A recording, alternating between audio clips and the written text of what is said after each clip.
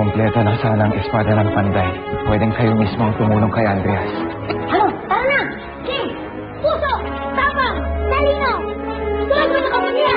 Alagaan ng iwanan! Dami. Saan ba bahay lang?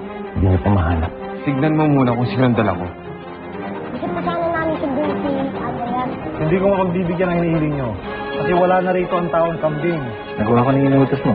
Hindi ako nagkamali ng pagpili sa'yo, Dr. Cortez. Maasahan ka talaga. Huminahon ka, Andreas. Dahil wala pa ito kumpara sa parusa na ibibigay ko sa mga batang Panday. Huwag na huwag mong sasaktan si Charlie sa ano. Hindi ko na kailangan gawin yun. Dahil ikaw mismo ang gagawa na sa kanya. Ano yan?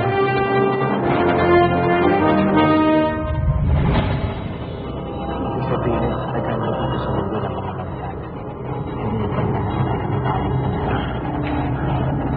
Hindi ka talaga, Andreas. Injection ang tawag dito. Ito ang ginagamit upang magpasok ng likido sa katawan ng tao. Anong gagawin mo sa akin? Pamamagitan ito. Kasanib ka ng muli sa akin. Ano ko kaya pinagsasabi mo? Hindi na ako sasanib sa'yo. Huwag ka nang pumalag. Wala kang lakas sa akin. Dahil katulad ni Rosana, itong gambot na ito ang gagamitin ko para sumalit sa akin. Hindi mo na si Rosana?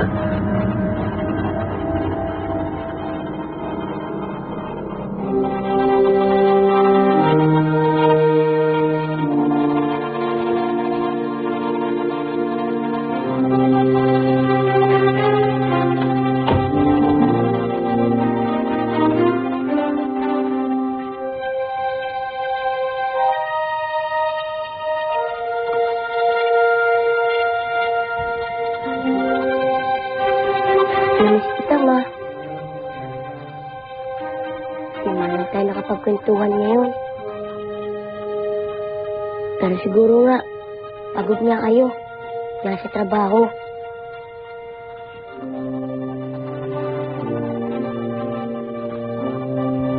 Good night, Ma.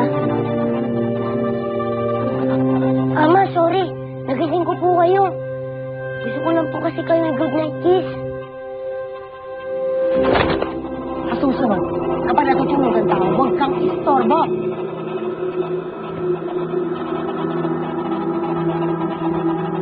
Oo, Andreas. Kakampi ko na si Rosana. Mahal na ina ng batang Panday na si Oliver. Paano mo nalaman? Huwag mong maliitin ang kakayanan ko. Dahil mula na napunta ako dito sa mundo ng mga mortal. Naligsadan ko na ang lahat ng mga kapastingero. Alam ko ang lahat, Andreas. Alam ko kung saan nakatira ngayon ang eskrimador. Alam ko kung sino ang mga batang Panday. At kung sino ang mga mahal nila sa buhay. Naghintay lang ako ng panahon at pagkakataon. At nung kampante na kayo sa pag-akalang patay na ako. Panahon na para magigante. Kukunin ko ang lahat ng mga taong mahal ng mga batang Panday. At kapag nakuha ko na kayo, matatalo ko na sila. At nakukuha ko na ang espada ng Panday. Maaari mangyari yan. Dahil hindi matatalo ng isang kagaya ng mga batang Panday.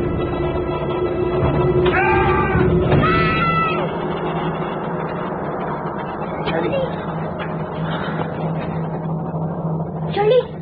Okay ka lang ba? Charlie, bakit? Kuya Orjus, napanaginipan ko si Itay. Gusto na natulong. Parang hirap na hirap siya. Parang takot na takot siya. Charlie, huwag mong kalimutang sigbin ang iyong Itay. Malakas siya at matapang. Kaya kailangan mo rin maging malakas at matapang para sa kanya. Huwag kang mag-alala. Mahahanap din natin si Andreas. magtiwala ka. At hindi na tayo papabayaan, Charlie. Tayo papabayaan ni Ala. Nakikinig siya sa mga dasal natin. Tsaka nandito na kami sa tabi mo, Charlie. Hindi ka namin iiwan.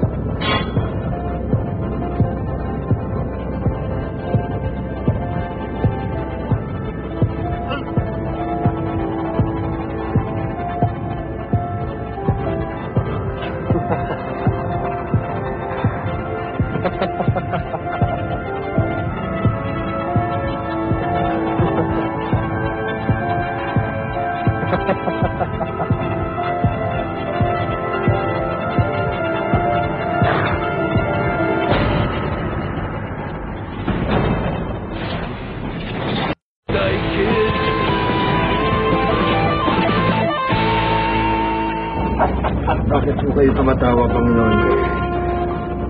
Sapagkat masaya ako. Dahil sumanib ka ng muli sa akin. Muli? Wala naman ho akong ibang pagsisilbihan. Ano to? Bakit ako nakagapos? Dahil nagtamo ka ng mga sugat. Nakuha mo yan sa huling pakikipaglaban mo para sa akin. Kaya kinakailangan mo munang manatili dito para magpagaling. Pero nasaan ho ako? Nasa pangangalaga kita. At hindi ka na makukuha dito ng mga mortal na gustong manakit sa'yo. Meron mga mortal na gustong manakit sa akin. Oo, Andreas. Ang mga batang panday. At hindi ka lang nila gustong saktan. Gusto ko nilang matayin. Mga ama, pakawalan niyo ako ngayon, Panginoon. Ako ang papatay sa kanila. Huwag ka mag-alala. May plano na ako para dyan. Sa ngayon, kailangan mo na magpagaling. Magpahinga ka. Dahil kakailanganin natin ang lakas mo para sa mga misyon na ipapagawa ko sa'yo. Kung ano ako nais mo, susunod.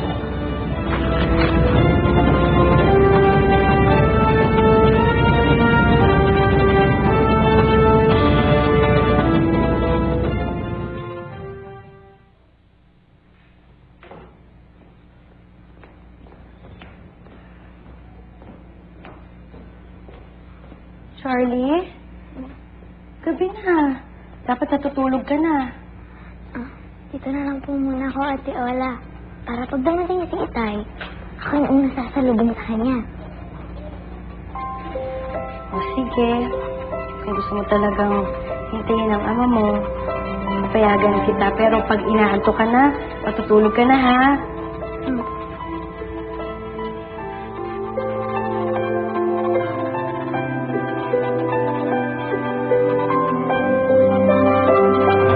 Tayo magkakalayo. Pero kung sakali man, tumingin ka lang dyan sa langit. Yan sa mga bituin na tinuturo mo. Lagi mo na ako makikita at makakasama. Itay. Nahihirap po kayo. Hintay ko po. Hintay ko po kayo.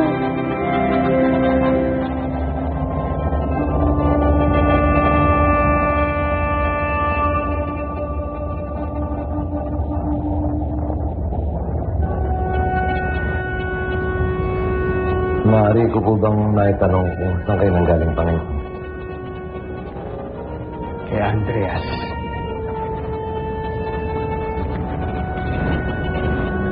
Kay Andreas? Ba't kayo nagpakita sa kanya? Hindi ho ba kalaban niyo siya? Hindi ho ba traidor siya sa inyo?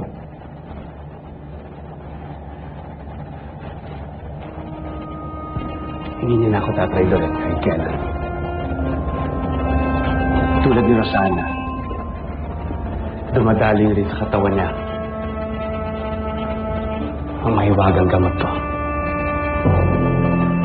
akin na siya makikinig.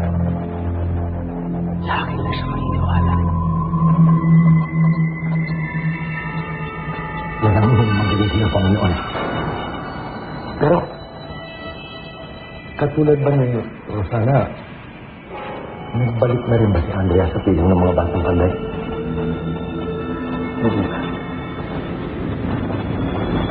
Dahil gusto ko muna malaman kung magiging matagumpay ang misyon ni Rosana. Isang? Ano mo, Isang?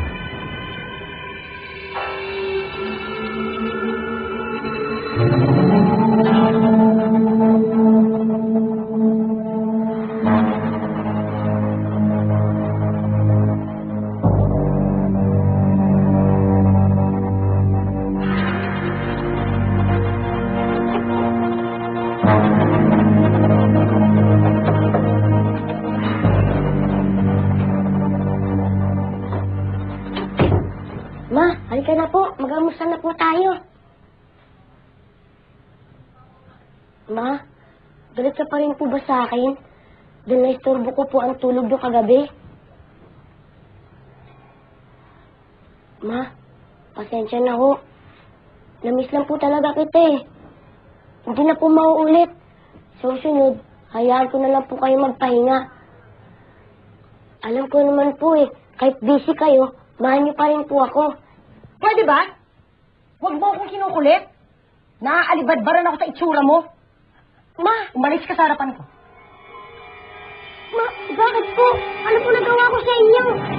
Sinabi ko na huwag mo akong kinukulit. Tanong ka pa rin ng tanong. Ang bihira.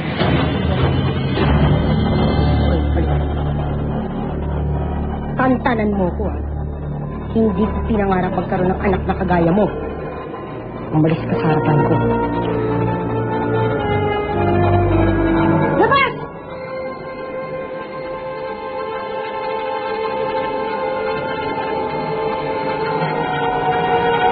Ano?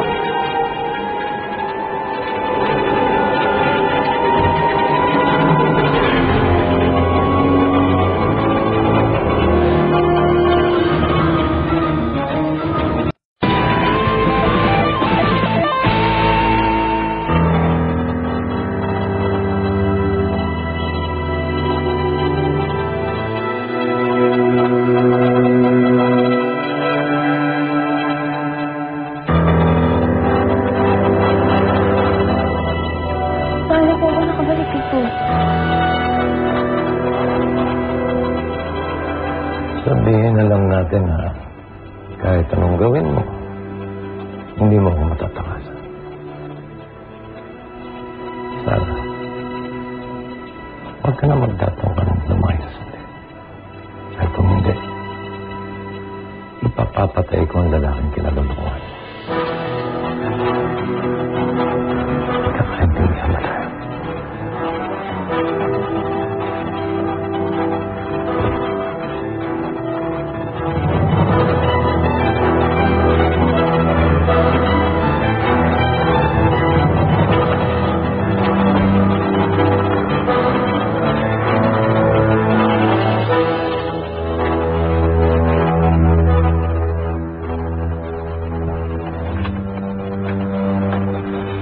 Ikaw na naman? Mabuti naalala mo pa ako. Hindi mo rin kagabi. Akala ko hindi mo na ako matatandaan. Sino ko ba talaga? Anong ginagawa mo dito? Ako si Zero. At mula ngayon, ako na magiging tagabantay mo.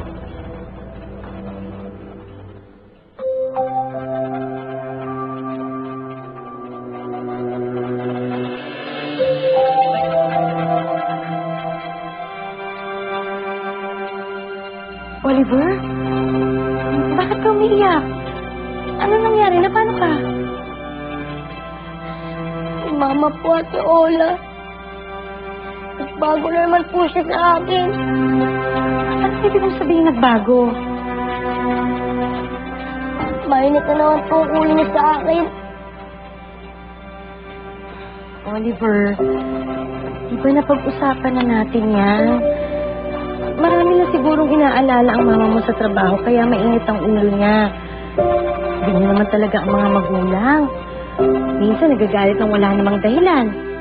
Pero hindi ibig sabihin nun, nagbago na sila. Mahal ka nun. Hindi niya po ako mahal. Sinabi niya yon? Ang sabi niya po, hindi niya daw po pinangarap na magkaroon ng anak na katulad ko.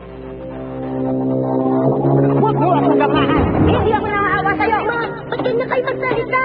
Sana ang braso ng isang panday. Nasaan na? Ibigay mo sa akin! Ibigay mo sa akin! Ma, hindi ko pwede ibigay sa'yo yun. Hindi pwede. Akin na! Akin na! Hindi ko nga po pwede ibigay sa inyo yun. Ibigay mo sa akin! Nasaan na? Sana. Enrico?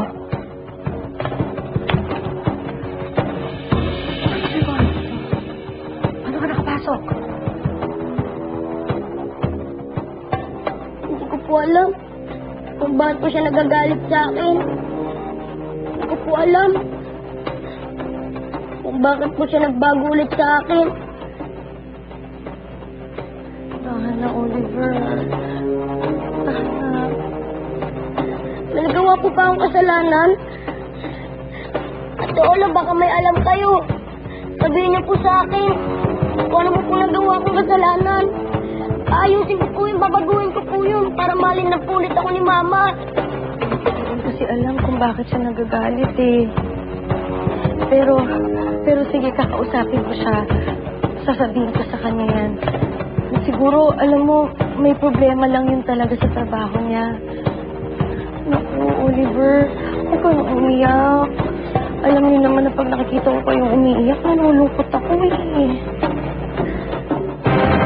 Hindi na mahalaga kung paano ako nakapasok dito. Ang importante yung sasabihin ko sa'yo. Ano yan, Enrico? Gusto kong mapalapit ka ulit kay Oliver. Bakit? Kinamumuhian ko ang batang yun. Kalaban natin siya, di ba? Oo. Kalaban natin siya. Pero hindi niya pa alam na kalaban ka. Kailangan mapalapit ka sa kanya para makuha ko ang gusto ko sa kanya. Ano yun? Ang espada ni Panday. Ola, pag nakausap na po si Mama, pakisabi, sorry po kung may nagawa akong kasalanan. Pakisabi, huwag na po siya magalit sa akin. Kasi mahal na mahal ko po siya eh. Sila nga lang po ang Mama ko. Wala naman po ako ibang gusto. Huwag na mapalapit sa kanya.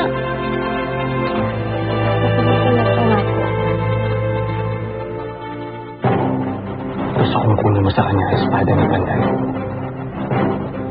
Magagawa mo pa yun. Makakasahan ba kita, Rosana? Oo, Enrico. Gagawin ko utos mo. Rosana? Rosana? Hola. May kausap ka ba? Kasi may nadidinig ako bago ako pumasok dito eh.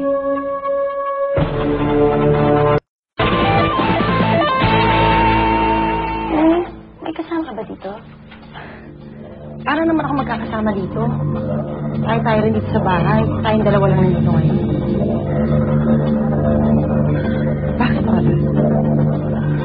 Gusto sana kitang kausapin tungkol kay Oliver eh. Umiiyak na naman yung bata. Kailangan mapalapit ka sa kanya para makuha ko ang gusto ko sa kanya. Ano yun? Ang espada ni Panday. Yun ba?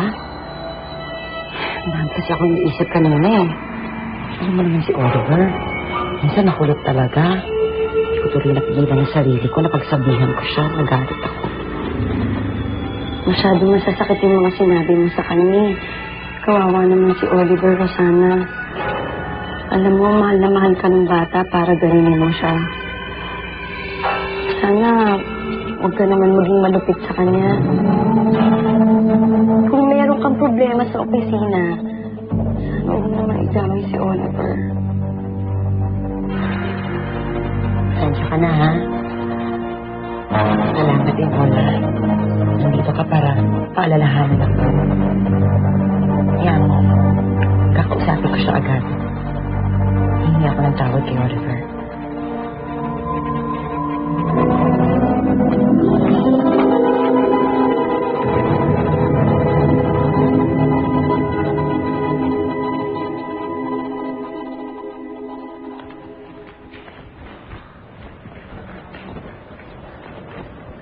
Oh, kanina ka pa umiiyak ah.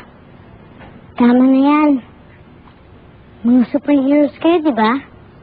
Meron bang superheroes na umiiyak?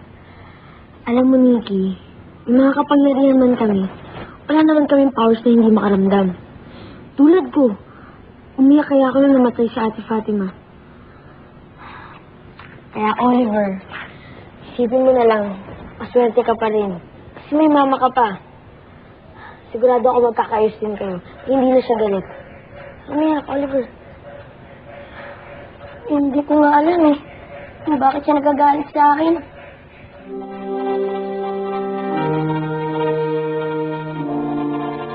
Oliver, ang mama mo.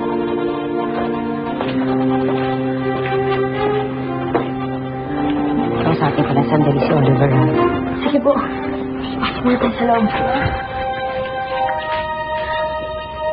Oliver, pasensya ka na sa mga nasabi ko kanina, ha? Tama si Ola. Hindi kita dapat idamay sa mga problema ko. Patawarin mo ako, anak, kung nasaktan kita kanina. Okay lang po yun, ma. Basta't ang mahalaga. Hindi na po kayo galit sa akin.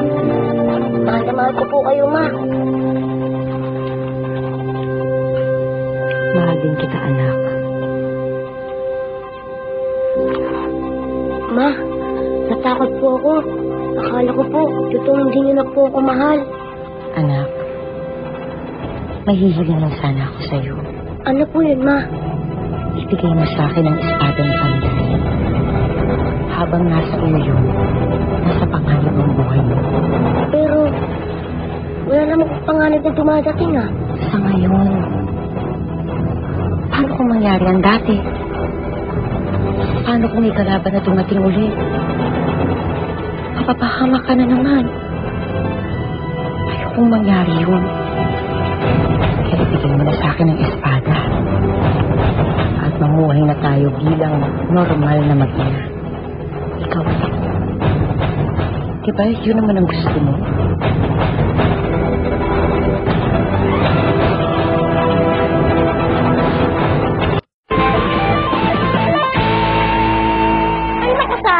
Uy, delikado pala yung lugar na pinuntahan mo. At ito pa, buti na lang, cellphone lang ang ninakaw sa'yo. Eh, sa ganda mo ba naman yan? Hindi ka pagkakainteresa. Paano kayo loko-loko ngayon? Diba? Buti na lang nandun si Cicero. Diba? Ay. Init. Sarap.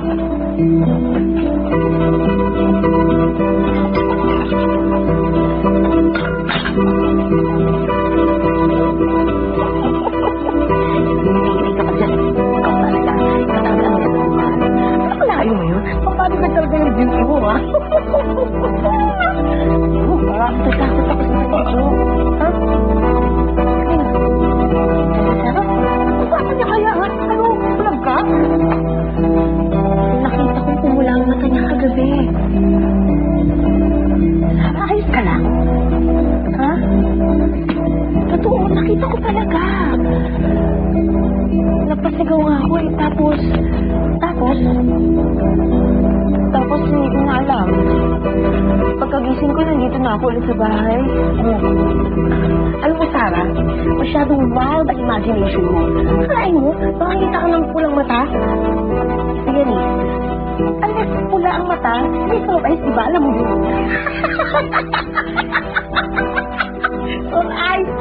Bihira naman. Ano ba naman yan? Alam kong mahirap paniwalaan ang sinasabi ko.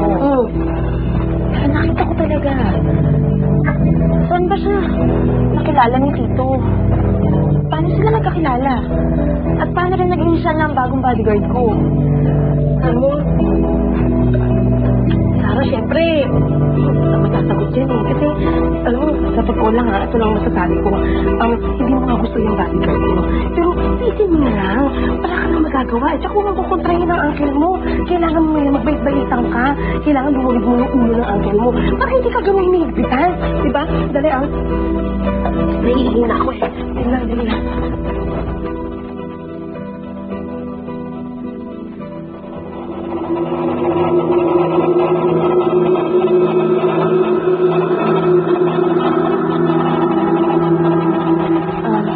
Ma, ano po sinasabi niyo? Iiwanan ako natin sa Kuya Orius. Hindi ko po magagawa yun sa kanila. Anak, makinig ka sa akin. Diba ang sabi mo, mahal mo ako? Kung talagang mahal mo ako, magkakatiwalaan mo ako.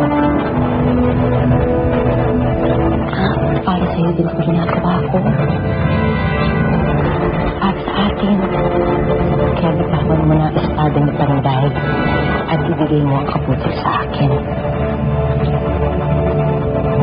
Para sa anak sa kaligtasan mo.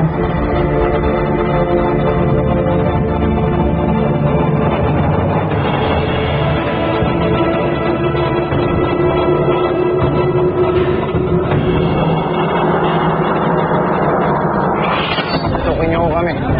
Ako ang tagapangalaga ng batang nakakulong sa loob. Ipapasa sa akin yung palusot mo, boy. Hindi niyo ba kami kilala? Siya! Ako! At yung batang kinuha ninyo! Kami ang Pandaykin! Sino ba kayo? Paano kayo nakapasok dito? Kami ang pamilya ni Charlie, kaya pakawalan niyo na siya. Pag hindi niyo binalik sa akin si Charlie, ididemanda namin kayo. Asa ng bata, Dr. Cortez? Ipapaumanin niyo po, Sir Enrico. Isang niyo. Subukan mong kunin mo niyang espada kayo alam na sa akin. Sinabi ko na sa Enrico, hindi kita bibiguin. Ako ang kahinaan yon. Sigurado akong ibibigay sa akin sa espada. Huwag kayo